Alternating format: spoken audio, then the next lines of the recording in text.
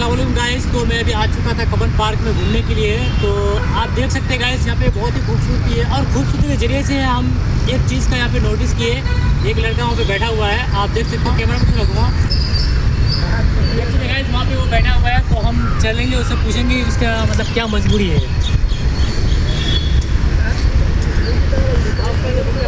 भाई भाई, आप यहाँ पे क्यों बैठे हो अकेला? क्या कोई बात है क्या?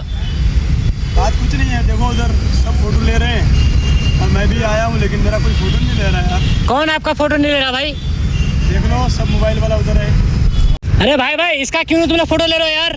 बेचारा अकेला वहाँ पे बैठा है। नहीं है, हाँ, अपना फोटो लेने से फुर्सत नहीं। किसी और का बोले कि चलो यार हम लोग सामने फोटो लेंगे, वो आगे यहाँ पे बैठ गया। भाई आपका ही गलती है ना भाई, आप फोटो नहीं ले रहे हो यार, अजीब हाल है। भाई कि चलो यार फोटो लेते हैं। तो आप ब्लॉग में क्या बोलना चाहते हो? मैं कुछ नहीं बोला, देखो ये गाना सुनने में मस्त है, ये तो मेरी बात ही नहीं सुन रहा है। अच्छा